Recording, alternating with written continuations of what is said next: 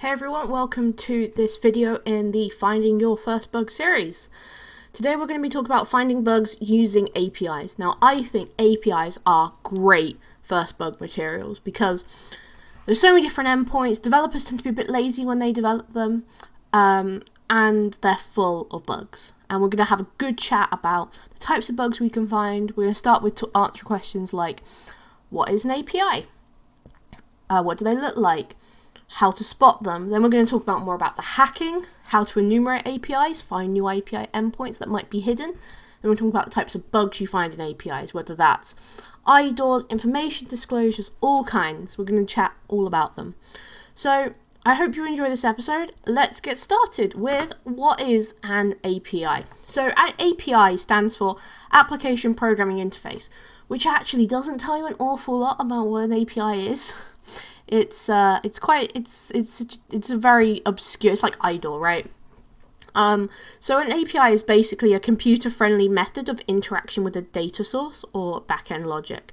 So an API kind of sits between your database and your back-end logic, and allows kind of a mobile app and a web app to use the same source of data to do things. So they don't have to write that specifically for the web app or specifically for the mobile app. And they use both mobile and web. You tend to find them more common in mobile apps. And that's just because in web apps, often the API is not implemented the same way. And it means that developers can be lazy. They don't need to write a special mobile app which has all of the functionality. They can just call this API, which can deal with the same backend functionality as the web app does. So you hire, say, 2 API developers, 1 mobile app developer, 1 web app developer, rather than 4 mobile, 4 web. So it saves the money overall. So what does an API actually look like? So APIs use plain text. Commonly it's JSON or XML. JSON is far more common nowadays, and we'll have a chat about JSON in a minute. And they return data directly from the database or some back-end logic. So they tend to you'll ask for some information, and it will send you back a JSON file with the information in it. So in this case, this first case up here, we have a endpoint called employee1, which returns to us the data of the employee with the ID 1 here. That's our ID. And this is the resource.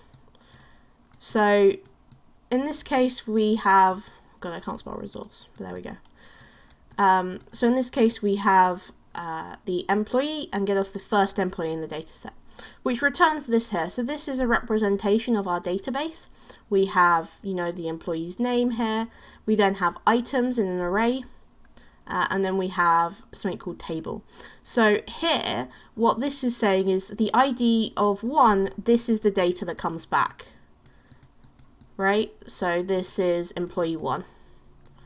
Now, this can actually aggregate from other data sets. In this case, we return the database record employee and related records. So these items here are actually the records that relate to the employee. It might be items they have, it might be items that they use. Doesn't really matter. So we're actually calling from these 2 different databases. So this is a example of a RESTful API. Don't worry, we'll go over what that means in a bit. And this one here, this is GraphQL. So here we have a bit different. We have this idea of a query, but that's fine, we'll explain it in a bit. And then we're asking for a repository owner where the login is Apollo stack, repository where the name is Apollo client, and then we're asking for this data back from it. So you can kind of see that we have the return is data, repository owner, so this one here, then repository, which is a related data set, and then we have our name, description, and then stargazers. So here this is what we're asking for, and this is what we're returning. So this is all written in JSON. So let's have a chat about what JSON is. So JSON is a way to represent data in a text format. It starts with a curly brace, that's how you can spot them, and it also ends with 1. And it kind of contains the idea of objects, which are enclosed with more curly braces, and arrays or lists, which are enclosed with square braces. So in this example, we have a curly brace here, which means we're starting a menu object. These are key value pairs. So the name is menu and the value is curly brace. We then have a more traditional kind of strings being set. And then over here we have our array, where you can spot them with that there. So if we want to access that, if we're thinking about, you know, array notation, we're looking at kind of menu here. Then we're looking at, okay, the pop-up. So you can kind of see how this would be really easy for a computer to read. And we have menu item, etc. So that would be our array here. So it can be, you can kind of see how useful this is for a computer, where you can access it in the same way you can access other pieces of code. And it's really important to become familiar with JSON. You don't have to be an expert at it, you don't have to be amazing at it, it just helps to take the time to become more familiar with it. But as you hack, you will become more familiar. So let's have a chat about how to find APIs. So they exist in this really wide range of different types of apps. There's not a specific, you know, type of app that it's more common in. There's not more common in web versus mobile. They exist in this really broad range. So you can keep an eye out specifically if you're doing web stuff, a web app which also has a mobile app, because a lot of time programmers will join those two functionalities together so they have to write it once. A web app with a lot of complex front-end activity. If they use a lot of JavaScript to run their front end, what you might find is they use an API to handle their back-end calls, so it feels a bit more responsive and they don't have to load the page multiple times, because in the web, once the page loads, that's when code is run. However, with JavaScript, you can have a page run in the background, which would be our API. Almost all mobile apps use an API of some description because it's easier to deal with. It's less time to download, there's less logic in there. Offloading that all to a API is a lot easier. A web app that takes a long time to load can have an API because it might be calling multiple different resources from multiple different servers. A web app with developer documentation. Now, I'll have a chat about this in a bit, but if you see the kind of, you know, Twitter has a way you can create your own apps that use Twitter, and they promote their API and let developers use it, that could be a good sign that something is using an API. So what are the types of API? There's SOAP, which is way less common nowadays. It uses XML, it has like a little header and a body, it's got an envelope style. It's really old, you won't find it very often, okay? You're gonna find it very, very rarely, maybe on like a really old website. So we're not going to really talk about SOAP, we're going to talk about the newcomers on the scene. First there's RESTful, and we'll chat about what RESTful means, but it's the most common API you'll see. It follows a very defined structure, so it's quite easy to spot, and it uses JSON for the return data. And then we have GraphQL. Now, GraphQL might be really good for you to learn if you're a beginner, because GraphQL is only just becoming more popular. There's still people who write GraphQL APIs who don't actually know how to implement them correctly. So maybe if you learn GraphQL, you're looking at really being in quite a small group of hackers, and that will really allow you to work in quite a small area and find bugs that maybe would already be would be caught quite easily by big hackers who are very good at hacking, but actually if they exist on the GraphQL endpoint, maybe they don't know GraphQL. And it's really a newcomer on the scene. It uses a custom query language, and we'll see a bit about that in a bit. And a single endpoint powers all of the API, so we'll see the difference between RESTful and GraphQL in a bit when we talk about what they look like. Other APIs, sometimes you'll see standalone JSON calls, like you'll just see like a random endpoint that gets sent some JSON. That's worth investigating, even if it's not, you know, these kind of defined ones. Oftentimes, you know, you're not supposed to have state in RESTful applications, so you can maybe see those standalone calls. Sometimes you'll see just a random call, sometimes it will be sending some JSON in the body of the request, but it's worth you keeping an eye out. WebSockets are also used as APIs. I'm going to make another video on what WebSockets are and how people hack them, because that's also becoming, you know, more popular as we start to get these more interactive websites with JavaScript, and people are looking at these different technologies to power their APIs. So let's chat about RESTful. So RESTful APIs are really easy to spot. They have this kind of defined structure. So you can see in my little graphic here, this is our defined structure. So here we have a create where we're using post, and then we have posts as our resource. We have a read, we have an update. Now, for RESTful, they can have several different update and delete formats, and that's just because some people don't implement the put or the delete HTTP header. So we have our get and post. We can also have put and delete. Sometimes developers don't implement put or delete, so sometimes these ones are replaced with these other ones up here. So it's really easy to predict new endpoints simply by knowing an application. So here we've got a resource called post, but you can kind of imagine that if we know what an app is, we might be able to try different resource. So if we take YouTube, for example, we might see something like get video and then an ID like 1, right? So you can kind of assume that deleting a video must also exist. So that can give you your delete endpoint. You can then assume that, okay, if video exists, maybe comment exists as well, right? Because you can kind of have your videos and you can kind of have your comments, and you know that if you can kind of start to predict the structure of what a RESTful API looks like, you can start to also predict how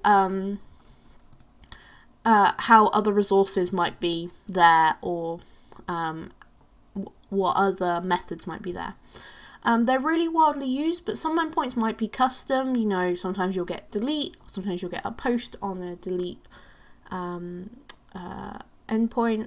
So it's useful to kind of spot these if you can, but just noticing something's an API can be very powerful in terms of hacking it. This is just easy ways to spot it. So they usually return JSON. It's very rare you'll see anything return XML nowadays. And you can get a Burp plugin to automatically visualize JSON called JSON Beautifier. Highly recommend it. It's super easy for hacking APIs when you can sort of see everything structured correctly. So let's talk about GraphQL. So GraphQL is much more difficult to spot because you tend to have an endpoint like GQL Q equals, or GraphQL Q equals, or GQ equals. You know, there's loads of ways to represent something as a GraphQL endpoint, and there isn't really a standard as of yet. I've seen all of these. And an easy way to spot these is to try and find a reference to a query or a mutation. So over here we have the same CRUD functionality here, but this is always on the same endpoint of this GraphQL queue. You just have this mutation, create post, query, post ID, update post, and delete post. It has a major advantage to hackers though. It's super easy to enumerate. We're going to talk about that in a bit, but it's really good to find IDORS in this because it's very easy. These also return JSON, but it kind of looks weird in the structure when compared to the RESTful APIs. However, you'll probably need some practice forming queries and kind of understanding how GraphQL works. And I think the best way to get this is the Hacker 101 GraphQL CTF levels. They're really good. They're really good for letting you learn how GraphQL works. And as long as you get your sort of head around it, it can be really useful to learn how to write these mutations and queries. So those are the two different types of APIs we're going to look at. And that's simply because, one, RESTful APIs are so common and GraphQL APIs are so new that I think they're great for finding first bugs. There's tons of different other types though. So let's have a chat about API documentation. So sometimes APIs have their own documentation for developers to use, and that's basically because they want developers to be creating apps for their products, right? So this is Twitter's here. We can kind of see we've got some references to OAuth over here. And you can see we've got get and we've got post. We've also got something to do with lists. So here you can kind of see we've got a post create list create and a post list destroy instead of our put and delete functions. So this is sort of Twitter's own developer documentation. So they can be a fantastic tool for recon because they describe in detail how to interact with the API. Whether that's, you know, what you should be sending it, what you should be expecting back, what each parameter means, and what each sort of returned information means. So it's worth looking for, you know, target developer docs or target API. Sometimes you can find answers on tutorials designed for developers or on Stack Overflow. That can be another really useful way to find API information. Okay, so let's get the bit we want to talk about. Let's talk about testing APIs. So what are the bugs? How do I test for them? So before we do any bug hunting, we've got to start enumerating our APIs. So enumerating APIs means finding more information about APIs. So it's very important for API testing. It allows you to be sure you know everything inside the API. Our goal is to use our knowledge on how endpoints are constructed to find more resources. For example, if users/1/edit exist, does also orders/1/edit exist? And it works a bit differently for RESTful and GraphQL, and we'll chat about that now. So RESTful APIs. So as we discussed, RESTful APIs, the APIs that have those distinct structures associated with them and that talk about resources. So that you can imagine that'd be quite challenging to enumerate because we need to guess the resource names. You can look at common resource names using a list of common RESTful API endpoints or a word list. This is one I really like in FuzzDB because I think there's quite a lot of nice ones there, especially account, accounts, company, domain. These can be really useful. I also have a custom list of RESTful API endpoints, and you can find a bunch of different word lists. Sometimes you can find a more tailored word list. Sometimes someone who works on a target, like a big one, like Uber, might show all of their API endpoints they've found, so you can test that on new domains. So that's one method, is to have these common resource names. Another method is to use custom ones. The more you learn about how an app works, the more you can kind of guess what it might have. Like, does the API power a forum? Maybe you're looking at posts and reply and comment, or maybe you're looking at a social network. Maybe you also have likes in there. Maybe if you're looking at a cryptocurrency, you have orders or currency or wallet. You can kind of work out what resources might be there by looking at the kind of web app. And especially if you see kind of discussions about what might be resources. Maybe you see people talking about your wallet is where all of your money is kept. You might say, okay, wallet and money really sort of stand out as those that could be resources. And really for both, the kind of method is the same. You send a valid RESTful endpoint to intruder. So you just right click, send to intruder, import your word list and replace the resource name, i.e. users one edit, and replace user with the kind of squiggly lines, the section part for intruder. And that will let you kind of enumerate through all of these different API endpoints and see if one exists. And you're basically looking, what the valid responses are. If you're working with a really big word list, you can sort by the length of the response. So it's really useful then to have like a get response, for example, where it's gonna return back to you information about it. So let's talk about enumerating GraphQL. Enumerating GraphQL is much easier. So there's something called an introspection query, and you can find that on Payload All the Things if you look up GraphQL introspection. And it will return every query that can be run on the database and what parameters the queries need to work. So basically, it gives you, this is a visualization using GraphQL Voyager, but you can see here that each one of these is a resource, and these are every query you can run, and it tells you, string, what it needs to input, and it tells you what it returns. So this is really useful for basically telling us everything an API can do, right? And it allows you to see this visual representation, which is really useful.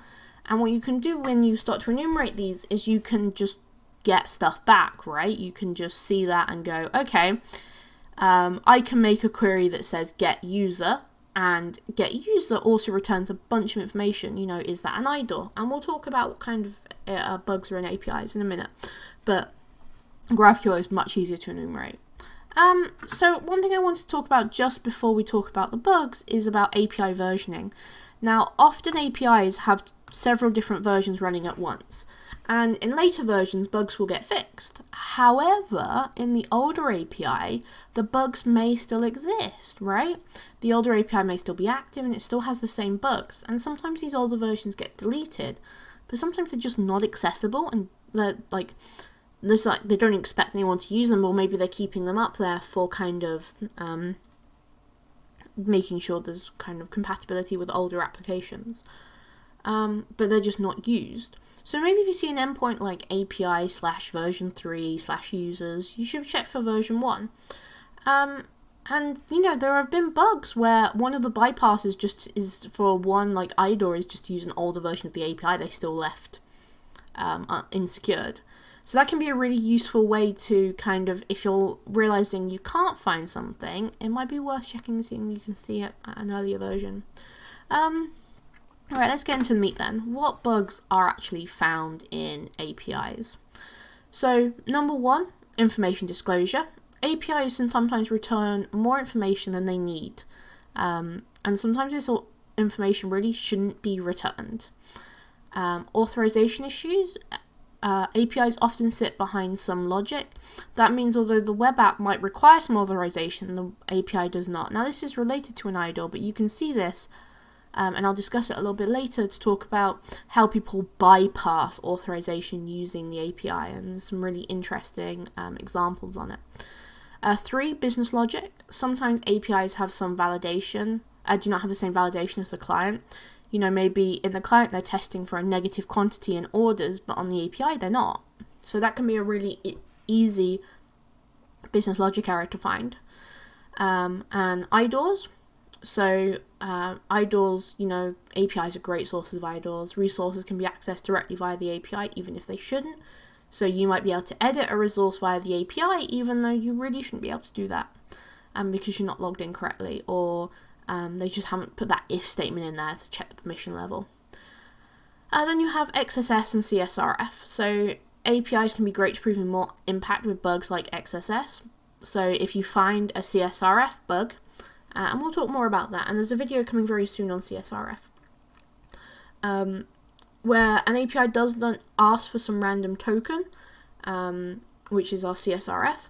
You can use these to impact the user account via the API. The gold standard one is by putting a stored XSS on a web page, and requesting to change the user's email address. So every person that accesses that web page gets their email address changed via the CSRF, which is a complete account takeover. So I've bolded the ones here that I think are the best ones for beginners to look out for. And kind of in order really, information disclosure, business logic, and then IDORS are all worth looking at. The other 2 are far more advanced techniques that require a little bit more experience. I'm still going to talk about them and kind of expose you to them, but I don't expect you'll find them like super easily, right? So don't worry too much if these are a bit above your level. So let's first talk about information disclosure and how to test for it. So for information disclosure, we're looking for an API that returns back too much info. Sometimes an API might return a ton of info but never display it, or only display some of it. So here we've got an example report where the RESTful API is just restricted for the general public. However, it's also accessible somewhere else. You can kind of see how the API is then disclosing information, or although it might be restricted on the client side, however, it's still accessible via the API and still leaking that information. And this is a really easy way to test. Sometimes you just call the API. Sometimes you might find hidden endpoints by doing some enumeration, and then you just have to sit and make a judgment call. Is it a security risk? Could it help a larger attack? If you can enumerate everyone's email addresses, that could be great for having a kind of attack on the website's users via phishing, for example. Does the target really want this public? Maybe it has a bunch of order information. It doesn't have someone's credit card info, but you can see, what everyone's ordered, what their username is. That might be something the target might want to know about. And does it return an awful large amount of data? Like anything that returns a large amount of data should be setting off your little alarm bells in your head, because you should be thinking, why is it returning that? Does the company really want that public? So this is a really easy one to test, because really what we're doing is testing the API and just poking it and prodding it and seeing what comes out. Sometimes it's good to look and see if you can kind of work with it. Like if you can kind of find, okay, this is an admin only endpoint, but actually it hasn't been secured properly and stuff like that, which is really getting the kind of IDOR stuff, but information disclosure. You know, an IDOR is only a security risk if you're impacting somebody. If you're looking for information disclosure, maybe it's more on that end. So super easy bug to try and find because it's very straightforward, very easy. Let's talk about something a bit harder now. Let's talk about authorization issues. So authorization issues are really difficult to test for unless you kind of know what you're looking for. And our kind of aim is to use the API to bypass an authorization process.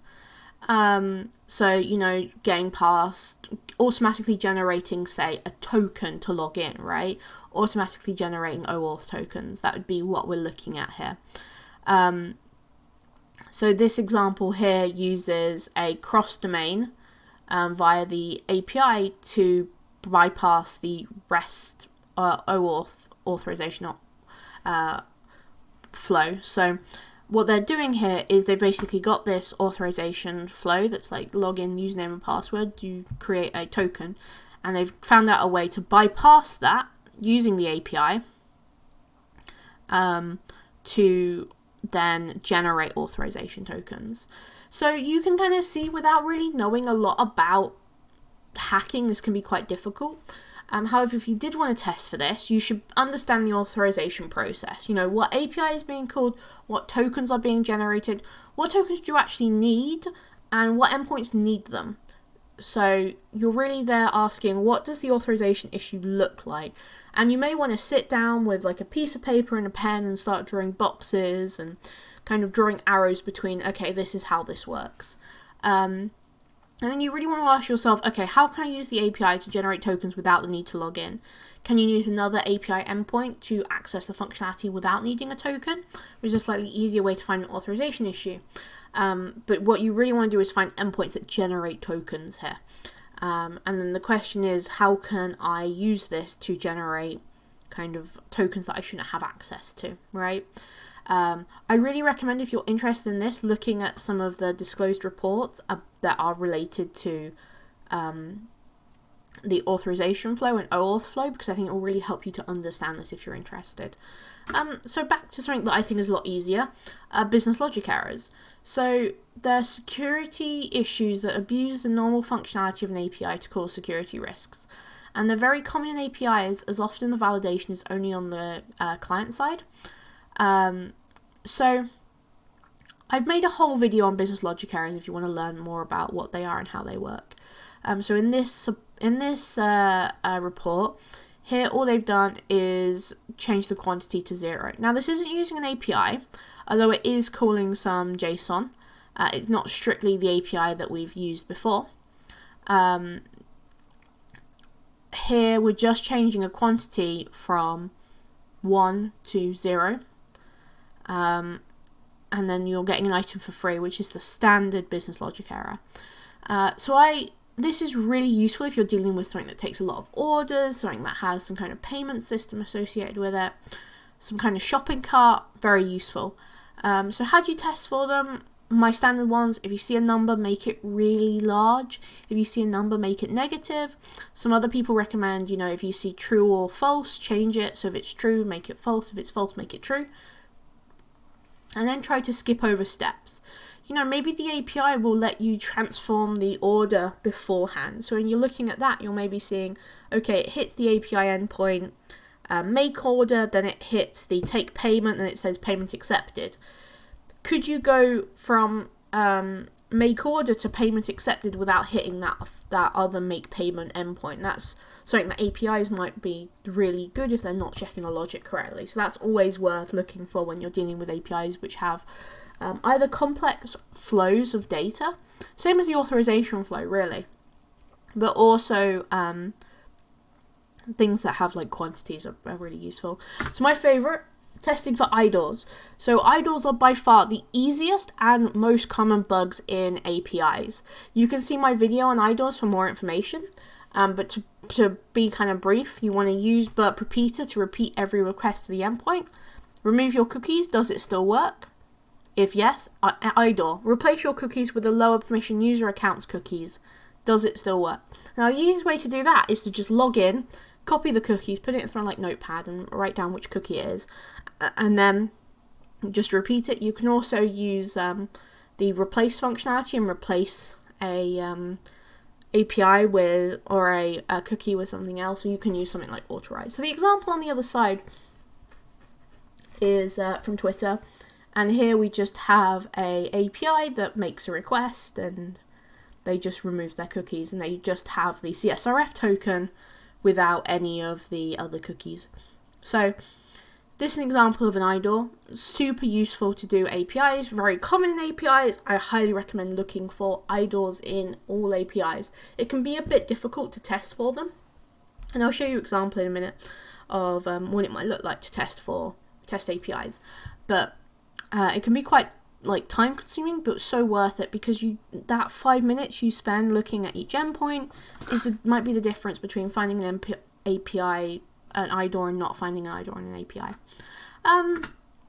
So testing for XSS and CSRF. So that's cross-site scripting and cross-site request forgery. So a common defense against cross-site scripting attacks is filtering. I'm sure you've all seen when your thing doesn't work, like your API XSS payload doesn't work because they're stripping out the tags, for example. So these can only be implemented on the client side. So some people might just say, okay, well, I'll put some client-side bugs or a filter that says if contains API endpoint, remove. However, if you can find a request to the API which takes some input and reflects it, you might be able to send the XSS payload directly to the API, bypassing the client. So an example is on this Shopify example. Here, what the person is doing is they are sending the XSS payload to the API endpoint rather than sending it to putting it in an actual comment box, because there's no filtering there. So that's a super easy way to find XSSs in the wild, even though they're still quite difficult to find. I won't suggest them as first bugs. This is a way to find them. And CSRF is also really common in APIs. So this allows an attacker to form actions on a victim's account by abusing the fact that they might have clicked the box that says keep me logged in. So if you press the box that says keep me logged in, you still have your cookies on. If you send someone a link to a web page where they're already logged in, you can kind of abuse that to do actions to their account. However, as I discussed, you can also join these two bugs together. You can have a page that has an XSS payload which calls your CSRF endpoint, meaning that you can kind of do like a full account takeover with just these two bugs by changing someone's email address, for example, and then just requesting their password. And I'll talk more about CSRF in a future video and talk more about what it is and how to defend against it and how you can tell when not something's vulnerable to CSRF. So a good thing for APIs is just find an endpoint which does not have or does not need a CSRF token. And the CSRF token is just a randomly generated token which is checked on the website, which just checks that you actually clicked a button to initiate an action and you're not like randomly polling an API. And especially keep an eye out for ones that edit details, not so much with ones that don't edit details, but especially ones that edit details tend to be vulnerable to CSRF. How about other bugs to keep an eye out for? APIs aren't just vulnerable to these bugs, they're also vulnerable to things like SQL injection, race conditions, and memory leaks. So let's talk about SQL injections. SQL injections are quite rare. However, since APIs often access the database directly, sometimes you can find a nice SQL injection. It's rare, but it happens, right? And there's a few things on how to take a GraphQL endpoint to SQL injections, on the payload all the things. I'm going to leave that link in the description. So that's really useful. Race conditions. It can be really fiddly to get them set up. I do plan on making a video about how to use how to find race conditions and soon with some like practical demonstrations of how to write the code to do them.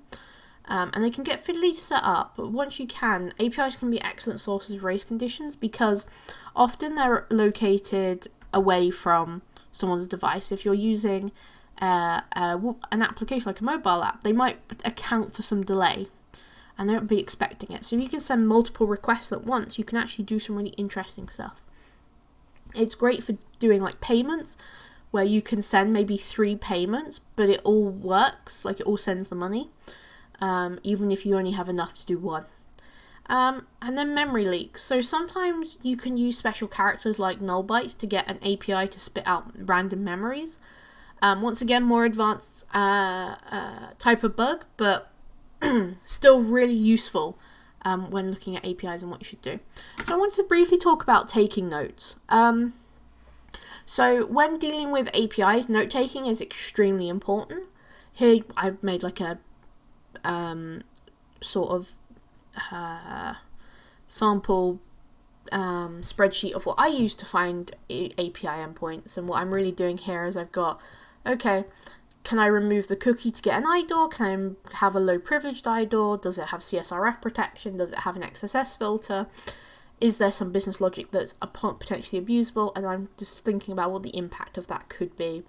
So here, if I've got an IDOR which is on both, but maybe it's not like a high value resource, I'm maybe putting it as a medium, and I haven't actually finished this either. So we've got a high here. I put no into everything. Oh, sorry. Yeah, it's not possible on everything, but it seems suspicious, right? So I want to come back to it and see what might be there. So often you have a large amount of endpoints that must be tested one after another, and consider a spreadsheet. I like to use a spreadsheet, and I really developed my spreadsheet over time, and it's really useful if you're testing a large application for IDORS, because you can basically take your step 1 is to click all the buttons and get all of the API that's visible. Then step 2 is your enumeration of the API, and then step 3 is to basically copy all of the endpoints you have into your spreadsheet and work through them systematically. And it's really dependent on how you like to work, but I really like this for kind of going through things one at a time, and not getting too lost in an API and really having a plan of what to test next.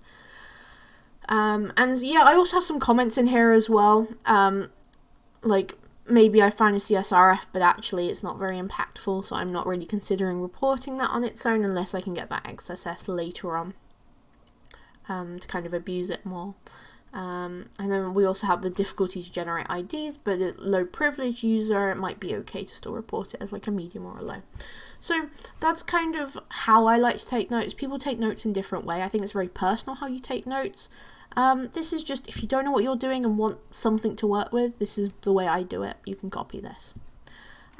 So I'm really interested in this. How do I learn more? What do I do next? Now, your first option is to get comfortable with APIs. So CTFs are really great to get used to building up your familiarity with APIs. And although I wouldn't suggest keeping on them for too long, especially something like GraphQL where you have to learn how to make queries and exploit things, actually using an API can be really, really helpful, right? So for GraphQL, I recommend the Hacker 101 GraphQL levels, and they actually helped me get my first GraphQL bug. I found my first one because I had done those levels and I was familiar with how to write the queries and notice when I saw a GraphQL endpoint. So I really recommend that for learning GraphQL. For RESTful APIs, I actually recommend sitting and building an application. And I don't recommend this enough, actually. I really should recommend it more. For learning how to hack, one of the most powerful things you can do is make something, like make a web app, and learn how to think like a programmer does, because you'll see yourself making mistakes very easily. You know, like you'll be finding if you try and hack your own web app, you're going to find that you're full of bugs, right? But knowing how a developer might think can be really helpful. So it's not a CTF, but it will achieve the same goal of getting you more comfortable with using an API and how they work and how they might work under the hood, and that'll really get your confidence level up. And I think that's really important when dealing with APIs, is that you don't want to feel too overwhelmed by them. You want to feel like, okay, I can tackle this. And sometimes all you need to do that is just a little bit of practice before you jump right in. So you can learn more about API bug hunting. I actually don't recommend, I should probably add more of these if you want to learn more. A great source of learning more, or even if you're just need inspiration, you're stuck, is like reading, and specifically reading either disclosed reports or write-ups.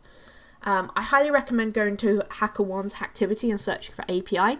That's how I found all the examples. Previously I put in API and then the bug class I was looking for. But you can also find write-ups using Medium article on Medium by using Google, or you can find it by looking at Twitter. And here's an idea of here's an example of a broken API authorization. And they've gone into detail about how they're doing like directory searching and how they're enumerating APIs, finding a documentation side, having this kind of idea of how this is how someone else approached a problem can be really helpful for other people to learn how to approach API bug hunting. And the final suggestion, start hacking. If you want to start hacking, I suggest starting out with a mobile app or a large web app. Either whether or not that's something like, I know it's difficult to get a testing environment set up, especially if you're on iOS, but Space Raccoon has put out a really good blog post on how to get started with getting Burp to read from iOS. And if you're on Android, or if you're like platform independent, you can use an Android emulator. Genymotion is very good for starting out. So enumerate the API as kind of basic recon.